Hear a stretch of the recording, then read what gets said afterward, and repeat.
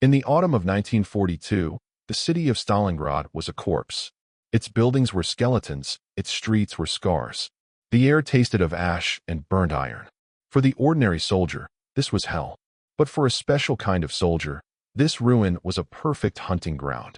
This was the birth of the most terrifying duel of the Second World War, the Sniper War. This was not a war of sweeping tank battles or heroic charges.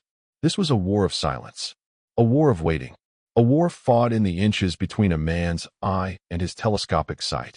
In the shattered factories, the hollowed-out apartments, and the maze of rubble, two masters of this cruel craft would come to define the battle. One was a young shepherd from the Ural Mountains turned Soviet sailor. His name was Vasily Zaitsev. The other was a phantom, a legend sent from Berlin to break the Russian spirit. They called him Major Erwin König. Their story is a story of ice and fire, of patience and terror, set against the backdrop of the most brutal battle in human history. To understand the sniper, you must first understand his hunting ground. Stalingrad was not a city to be captured street by street. It was captured room by room, staircase by staircase. The Germans called it Rattenkrieg, the War of the Rats. Soldiers would fight for days over a single kitchen, a hallway, a burnt-out office. Front lines did not exist.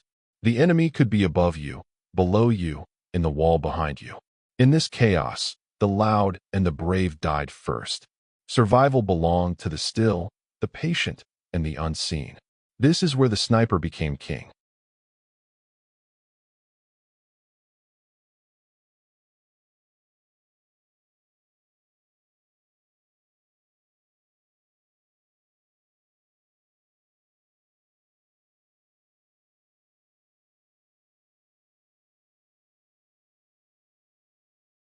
A sniper is not just a man with an accurate rifle. He is a psychologist, a chess player who moves men like pawns with the threat of a single bullet. A single, well-placed shot from a hidden sniper could paralyze an entire company for hours. It could turn a vital supply route into a deadly gauntlet. It could spread a virus of fear more contagious than any war cry. The Soviets, with their backs literally against the Volga River, realized this power early. They needed to slow the German advance, to make every inch of rubble cost a life. And so they began to cultivate their own hunters. Vasily Grigorievich Zaitsev was not a born soldier. He was a born hunter. He learned to track and shoot in the endless forests of the Urals, taught by his grandfather. His first rifle was a simple single-shot bolt action. His targets were wolves and deer. His training was in reading the wind, the snow, the slightest broken twig. He joined the Soviet Navy, but when the call came for defenders at Stalingrad, he was transferred to the army. He arrived at the front as just another soldier with a standard Mosin-Nagant rifle. But his sharp eyes and hunter's instinct did not go unnoticed. His comrades saw it first. The way he could spot a distant German movement where they saw nothing. The way he could judge distance with a glance. A political officer, impressed, handed him a simple PU 3.5x scope sniper rifle. It was not the best rifle. It was not the high-powered, finely tuned instrument of the Germans. But in Zaitsev's hands, it became a whisper of death. He began his work. He did not shoot at random. He studied. He learned the patterns of the German soldiers. When they changed guard, where they went to fetch water, which corners they rushed past. He would wait for hours, motionless, for the perfect moment. The moment when an officer raised his binoculars. The moment when a machine gunner paused to reload.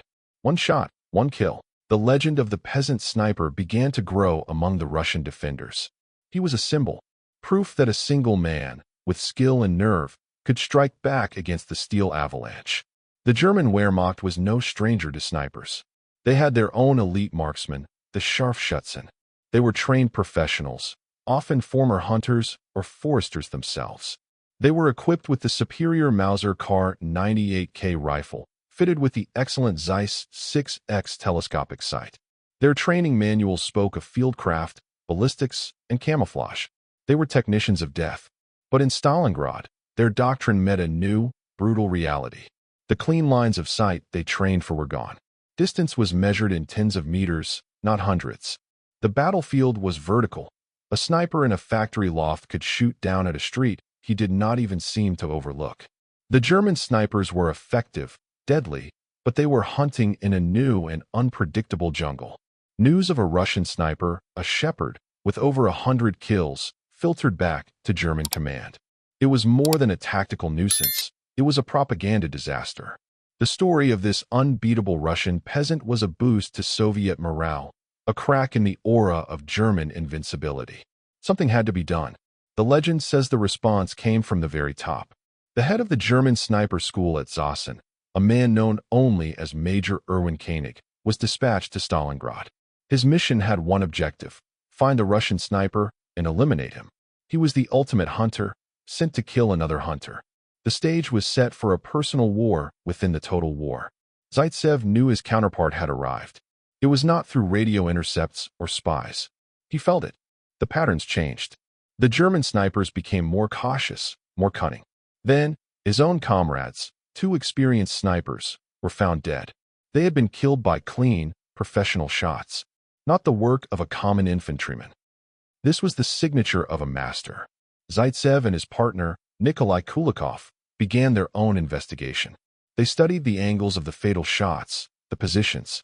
They realized they were not just hunting a man, they were hunting a mind as patient, as calculating as their own. For days, the ghost duel played out in silence. It was a battle of feints and illusions. Zaitsev would set up a dummy, a helmet over a stick, to draw fire and reveal a position. But König was too smart. He would not fire. He would wait. Sometimes, they would lie for an entire frozen day, scanning the same patch of rubble, knowing the other was there, somewhere, doing the exact same thing. It was a test of willpower more than marksmanship. Who would blink first? Who would make the microscopic mistake? A glint of sunlight on a scope lens, an unnatural shadow, the slight movement of a shifted leg. The rubble between them became a living chessboard, every pile of bricks a potential square hiding death. The breakthrough came from observing the insignificant. Zaitsev and Kulikov noticed a strange, untouched piece of ground. It was a section of rubble that offered no clear advantage, no obvious line of fire. It seemed useless, and that is why it was suspicious. In a battlefield where every inch of cover was fought over, why was this one spot ignored? They began to watch it with agonizing patience. And then, they saw it. Not a man, not a rifle. A piece of sheet metal, left over from a destroyed tank. It was out of place, and behind a small hole in that metal, something glinted for a fraction of a second. Not the glint of a scope. König was too careful for that. It was the glint of a periscope sight.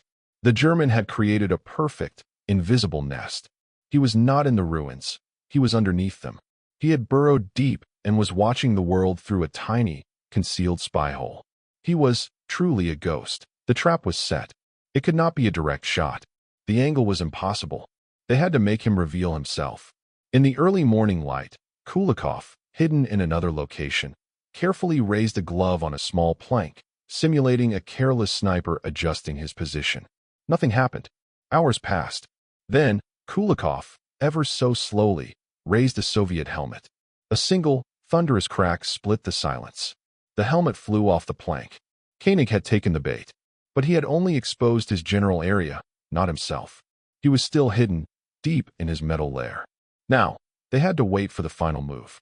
They knew he would think he had won. He would think he had killed his rival. He might grow just a fraction less cautious. The hours dragged. The Volga wind blew dust across the ruins. Then, near noon, with the sun at a different angle, Zaitsev saw it. The edge of the sheet metal shifted. A tiny, dark slit appeared. And in that darkness, for a fleeting moment, was the unmistakable shape of a human head and the silhouette of a rifle barrel. It was the only chance he would ever get. Vasily Zaitsev, the hunter from the Urals, exhaled half his breath, held it, and let his finger take up the slack on the trigger of his simple Mosin-Nagant. The crack of the shot echoed across the silent battlefield. It was over. Whether the man in the nest was truly a Major König from the sniper school, or whether he was a master sniper named Heinz Thorvald, or another ace entirely, the historical records are murky. The Soviet propaganda machine needed a hero and a defeated nemesis. But the truth of the event is less important than its meaning. The duel happened. A Soviet sniper did outwit and kill a premier German hunter. The psychological victory was monumental. It proved to every Soviet soldier freezing and fighting in Stalingrad that the master race had masters of their own, and they could be beaten. Zaitsev's legend became a weapon in itself. The sniper war did not end with that one shot. It intensified. Zaitsev, now a hero of the Soviet Union, began to train others. He formed a sniper collective, teaching his hunters secrets to soldiers, men and women alike. He taught them the sixes, a team of two, a shooter and a spotter. He taught them to use dolls and broken mirrors to confuse the enemy. He taught them that a sniper's greatest weapon is not his rifle, but his brain. These snipers, spread throughout the ruins, created an invisible network of death that bled the German advance white. Every window, every chimney pot, every sewer grate became a potential source of instant, silent death. The Germans were no longer just fighting an army. They were fighting the city itself. The end came with the frozen winter and the Soviet counter-encirclement. The German Sixth Army was trapped, starved, and broken. In February 1943, it surrendered. The sniper war faded into the larger catastrophe. Vasily Zaitsev survived the battle, though he was later wounded by a landmine and lost his sight temporarily. He lived to be an old man, a celebrated hero. The story of his duel became a myth, immortalized in books and the film Enemy at the Gates. But when the last gun fell silent in Stalingrad, and the snow began to cover the tens of thousands of bodies, a strange silence returned to the rubble. It was the silence the snipers knew so well. The silence of the hunter who has finally laid down his rifle. Their war was a whisper in the middle of a scream. It was a personal, intimate kind of murder in the midst of industrial-scale slaughter. It was a reminder that even in the most mechanized of wars, the outcome could still hinge on one man's nerve, one man's patience, and one perfect shot, echoing through the ruins of a city that died, so that a nation might live. The German response was one of desperate innovation. Facing this multiplying threat, the Wehrmacht snipers, the Scharfschützen, were forced to abandon their textbook doctrines. The clean lines of sight from their training manuals were useless here. Instead, they became architects of hidden nests. They would burrow into the carcasses of destroyed tanks, creating firing ports through the armor. They used the sewers, emerging like malevolent spirits from manholes to take a shot before vanishing back into the underground darkness. Some were even equipped with early experimental gear, like the rare Gur 43 with a ZF-4 scope, offering a faster rate of fire for the close-quarters chaos. But technology often faltered. A German sniper's greatest enemy became paranoia, knowing that every shadow could hide a Russian marksman, that every seemingly abandoned window could be a trap, wore down the nerves more effectively than any artillery barrage. The fear was psychological contagion, and the Soviet snipers were its carriers. This invisible war had its own brutal economy. A single sniper could dictate the movement of hundreds. A key street would become impassable, forcing entire supply columns to take long, exposed detours. A commander setting up an observation post would find his officers picked off one by one, paralyzing his unit's ability to coordinate. The snipers created pockets of stagnation in the battle, areas where the German war machine simply ground to a halt, trapped in a silent standoff with an unseen enemy. It was a war of attrition measured not in territory gained, but in freedom of movement lost. The Soviet High Command, recognizing this, began to meticulously track and celebrate sniper kills. Newspapers like Krasnaya Zvezda, Red Star, published daily scores, turning individual marksmen into national celebrities. This was not merely propaganda. It was a tactical tool to incentivize and multiply the most effective form of defense they had. Within this grim calculus, the human element never vanished. For all the talk of patience and psychology, these were young men and women committing intimate murder. Zaitsev himself wrote of the moment after a kill, the sudden, hollow silence, the cold sweat, the frantic scan for any retaliation. Many snipers developed rituals, a specific way of cleaning their rifle, a mantra whispered before taking the shot, a refusal to look through the scope at their victim's face after he fell. They fought not just against the enemy across the way, but against the part of themselves that recoiled at their own cold proficiency. The bond between spotter and shooter was profound, a partnership built on absolute trust. In a world where everyone else was either a target or a potential source of danger, your partner was your only tether to humanity. To flinch, to misread a sign, to betray your position with a cough, could mean death for both. As the Russian winter tightened its grip, the sniper's role evolved once more. With the German Sixth Army encircled and starving, the hunters became harriers. They targeted the desperate, men foraging for firewood, ration carriers stumbling through the snow, medics trying to reach the wounded. The goal was no longer just to defend a position, but to accelerate the collapse from within, to make the very act of survival a lethal gamble. The tables had turned completely. Now it was the Germans who were trapped, their backs against nothing but the freezing void, and the unseen rifles in the ruins ensured there was no safe space left. The silence between shots was filled with the growing despair of an army being slowly, silently bled to death. When the final surrender came in February 1943, and the eerie quiet settled over the frozen corpse of the city, the snipers emerged. They climbed out of their holes and nests, their movements stiff, their eyes squinting against the plain daylight they had avoided for months. They were greeted not as heroes first, but as survivors. The cost was etched into them. Some found they could not stand the silence of peace, so accustomed were they to the listening tension of the hunt. Others carried the precise, geometric memory of the city's ruins in their minds for the rest of their lives, a map of hideouts and sight lines that no reconstruction could ever erase. The legacy of Stalingrad's sniper war transcends the battle itself. It rewrote the manual on urban combat and the value of the individual marksman. It proved that in the complex, vertical, and chaotic environment of a modern city, a single well-trained soldier with a precision rifle could have an impact disproportionate to his number. The patience, the fieldcraft, the psychological warfare, these became the new standard.